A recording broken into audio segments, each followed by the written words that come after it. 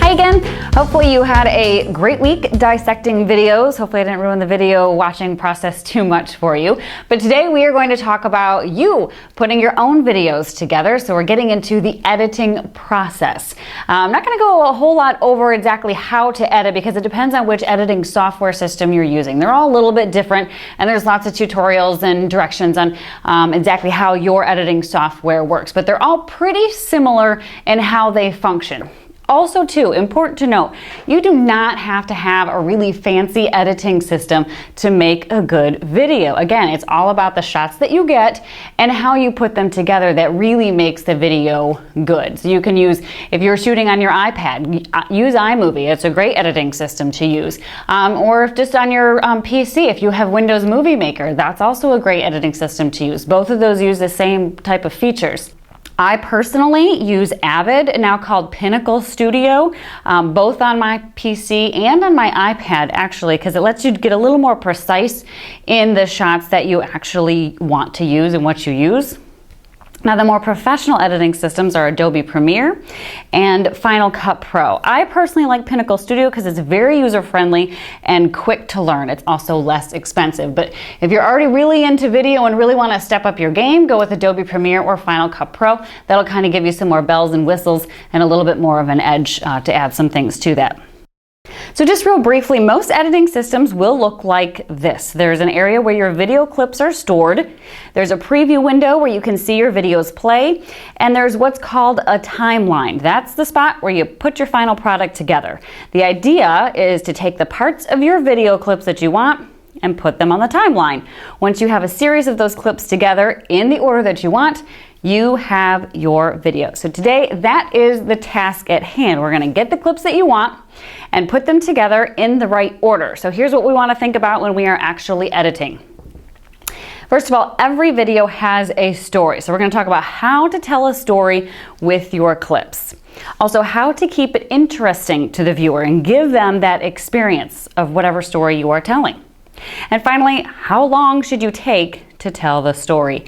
Here's a hint. Keep it brief. Now, before we ever get to edit, we need to log our video clips. Depending on your story, you might come back with 20 to 30 clips. Each time you turn the camera on and off, it creates a new clip. So logging the video means you go through each clip and write down on a piece of paper the clip number and what is on that clip. You're basically taking inventory of what you have to work with. Again, each clip will have a number, so write down that number and then the good shots on that clip. Star the best shots and avoid writing down the bad shots. This gives you a list of usable video clips. Then you can look it over and start planning out what you might start with or end with. Now, logging can be time consuming, but it's very helpful when you finally start to edit because you'll be able to quickly find what you're looking for. It'll simply save you time versus having to scroll through a ton of clips just to find the right close-up or a specific soundbite. Okay, now let's get to editing. First, be sure that every video tells a story. So just like any written story, your video is also going to have a beginning, a middle, and an end. The beginning. Start with two things: a shot that grabs the audience's attention and an establishing shot so people know what they're about to see. You kind of give them the bigger picture and give them an idea of what's going to happen. An attention getter might be great sound from the event, like a car engine revving at a racetrack, or a bell ringing in the school hallway, or the key sound of whatever story it is that you're telling. An establishing shot is usually a wide shot that quite literally establishes what the story is going to be about. Now in today's video, I'm going to keep referring back to that outdoor volleyball court setup video that we watched last week. See the beginning here. I start with height shots, but use the natural sound from those shots to get your attention. Then there's a nice wide shot of them carrying that down onto the field so it establishes where it's going to take place. Now to the middle of your story. Again, just like a written story, this is where you give your viewers the facts, what's going on. And in this one, we go step by step through the process of how the court is set up. It's really all the details of the story that they will watch being put together. You know, this is where we move into our second point too, keeping the viewers interested. Right in the middle of the video, we want to really keep their attention here. So you want to use a variety of shot types, and think of this in two different ways. Use your wide, medium, and tight shots, but don't use the same shot type back to back. You want to keep mixing it up. Your own eyes will be your best critic. As you watch your own video, what shot are you anticipating next? If you have a lot of wider shots, you might want to go close in because you'll be wondering about the detail of it. So show them. And think about when you enter a room.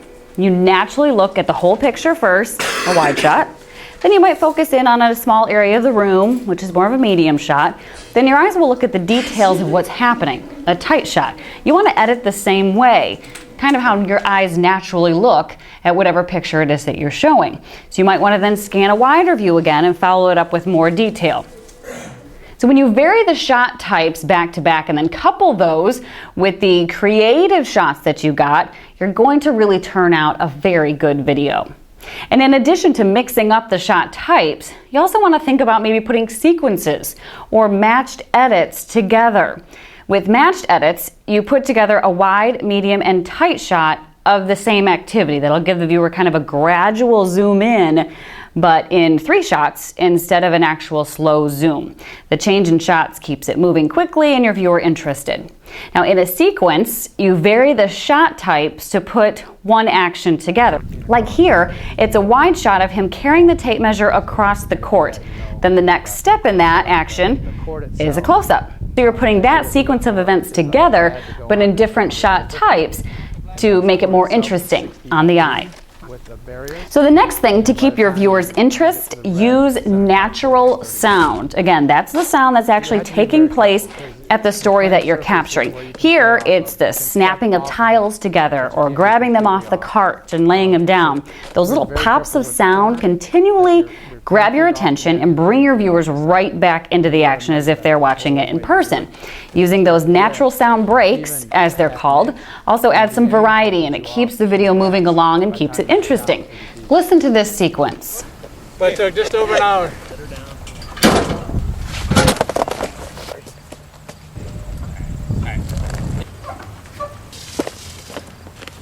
I'm in. Once the girls start to play, it's always fun. Using that series of natural sound really brings you right into the action so you know exactly what's going on and what they're doing to put the court together. Along with natural sound breaks, you want to also always use natural sound playing underneath any video shot. Why? Because that's what happens in real life. For example, if I talk over this video of the classroom, does it feel like something is missing? You see kids talking and laughing, but don't hear anything. Now here's that same shot with a little sound underneath. So while you can still hear me talk, it seems natural that you would also hear the kids. Now here's the difference without my voiceover.